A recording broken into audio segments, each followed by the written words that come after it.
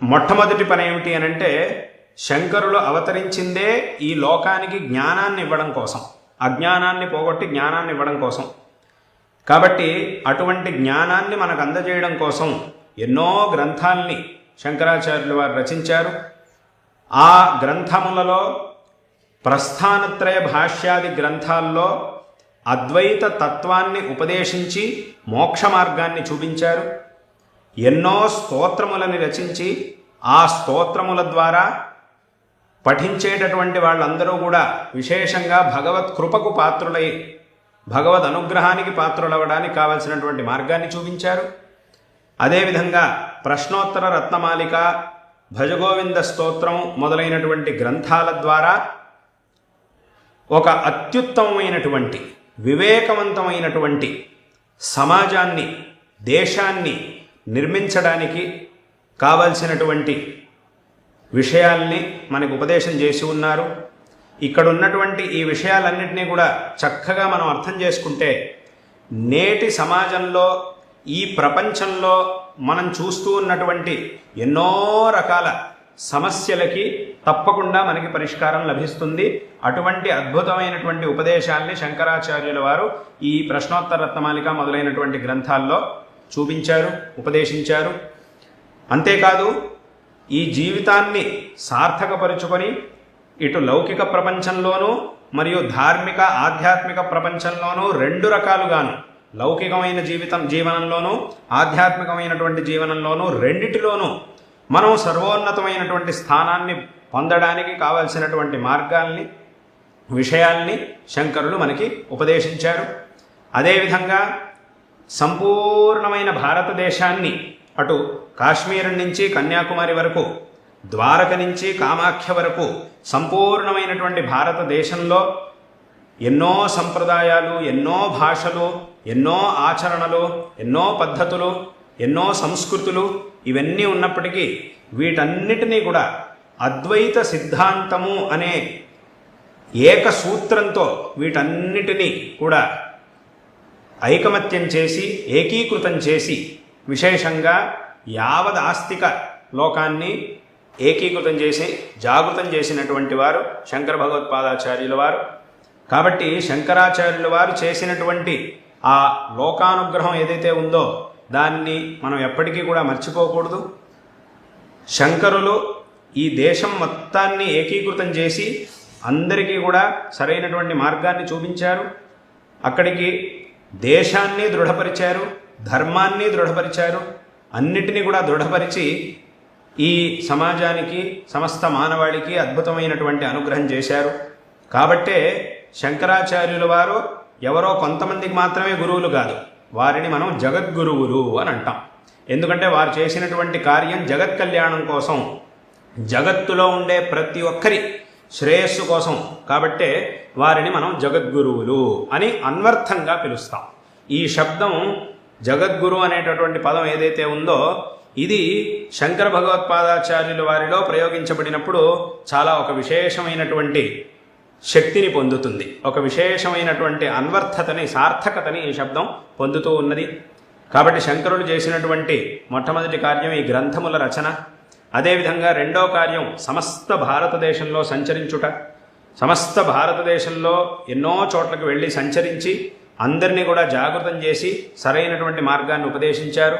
ఎన్నో క్షేత్రములను ఉద్ధరించారు. ఎన్నో క్షేత్రముల్లో అప్పటి కాలంలో ఉన్నటువంటి తామసికమైన ఆచారాలు, తామసికమైనటువంటి దురాచారాలు వీటన్నిటినీ కూడా నిలిపివేసి, నిలువరించి సరైనటువంటి సాత్వికమైన పద్ధతులు, ఎన్నో చోట్ల జంతు బలులు ఇవన్నీ కూడా జరుగుతూ ఉంటే వాటన్నిటిని కూడా ఆపించి సాత్వికమైనటువంటి పూజా పద్ధతుల్ని ప్రవేశపెట్టారు. ఇవాళకి కూడా ఆ పూజా పద్ధతుల్ని మనం ఆయా క్షేత్రాల్లో చూస్తూ ఉన్నాం. కాబట్టి తమ యొక్క విజయయాత్ర, దిగ్విజయయాత్ర కాలంలో ఈ పనులన్నింటినీ కూడా శంకరులు చేసి ఉన్నారు. కాబట్టి ఇది రెండో కార్యం. మూడవ కార్యం ఏమిటి అనంటే మొదటి కార్యం ద్వారా జనులకి జ్ఞానాన్ని అందించారు. రెండో కార్యం ద్వారా ఆ జ్ఞానాన్ని అందరికీ అందించడం కోసం, యావత్ ఒకే చోట ఉండకుండా అందరి చోట్లకి వెళ్ళి, అందరికీ జనాలు ఉన్న చోటుకే వెళ్ళి వాళ్ళకు అందించడం కోసం దిగ్విజయ యాత్రలను చేశారు. అదేవిధంగా ఈ కార్యం ఎప్పుడూ కూడా జరుగుతూ ఉండాలి అనేటటువంటి ఉద్దేశంతో మన భారతదేశం యొక్క 4 దిక్కుల్లో 4 ఆమ్నాయ పీఠాల్ని స్థాపించారు. ఇదే 3వ కార్యం.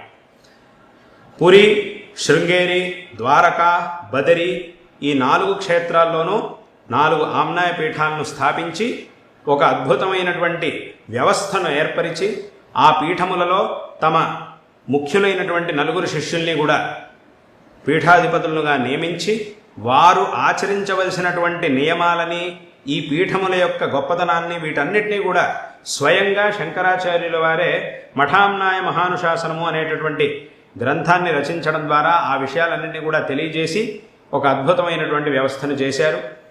ఇవాల్టి రోజున మన యొక్క ఈ సనాతన ధర్మం శంకరాచార్యుల వారి యొక్క అవతారం అయ్యే శంకరులు ఈ ధర్మాన్ని ఉద్ధరించిన తర్వాత ఇన్ని శతమానాల్లో, దాదాపు ఈ 12 శతమానాల్లో, 12-13 శతమానాల కాలంలో ఎన్నో ఆక్రమణలని ఈ ధర్మం ఎదుర్కొన్నప్పటికీ ఇవాల్టికి ఇంత దృఢంగా ఈ ధర్మం నిలబడగలిగింది అనంటే దానికి కారణం మన ధర్మం యొక్క గొప్పతనం. ఆ ధర్మాన్ని శంకరులు పునరుజ్జీవనం చేసి అంత దృఢంగా స్థాపించడమే దీనికి కారణం. కాబట్టి సమస్త మానవాళి శంకర భగవత్పాదాచార్యుల వారు చూపించినటువంటి మార్గాన్ని అనుసరించి జీవితాన్ని సార్థకపరుచుకోవాలి. శంకరాచార్యుల వారు మన యొక్క భారతదేశంలో కేరళలో కాలటి అనేటటువంటి అగ్రహారంలో ఆర్యాంబ శివగురు అనే పుణ్య దంపతులకి పుత్రులుగా జన్మించి చిన్న వయస్సులోనే ధర్మ సంరక్షణ, ఉత్తమమైనటువంటి దేశము మరియు సమాజం యొక్క నిర్మాణమే లక్ష్యంగా అన్నిటినీ త్యజించి ఈ కార్యం కోసమే తమ 8వ వయస్సులోనే ఇంటి నుంచి అన్నీ త్యాగం చేసి వెళ్ళి ఈ పనులన్నింటినీ కూడా అద్భుతంగా చేసి తమ 32వ వయస్సులో అత్యంత పవిత్రమైనటువంటి కేదారనాథ క్షేత్రంలో తమ అవతారాన్ని సమాప్తి చేశారు. ఇప్పటికీ కూడా మనం కేదారనాథ క్షేత్రంలో శంకరులు అవతారాన్ని సమాప్తి చేసినటువంటి స్థలాన్ని చూస్తూ ఉన్నాం. అదేవిధంగా శంకరులు అవతరించినటువంటి చోటు కాలటి క్షేత్రంలో ఆ చోటును కూడా మనం దర్శిస్తున్నాం. తప్పకుండా అందరూ దర్శించాలి. అదేవిధంగా శంకరులు అవతారం సమాప్తి చేసినటువంటి కేదారనాథ క్షేత్రాన్ని కూడా అందరూ దర్శించి శంకరులు చూపించినటువంటి మార్గాన్ని అనుసరించి జీవితాన్ని సార్థకపరుచుకోవాలి అనేటటువంటి విషయాన్ని ఈ పవిత్రమైనటువంటి శంకర జయంతి మహోత్సవ సందర్భంలో అందరికీ కూడా తెలియజేస్తూ ఉన్నాం.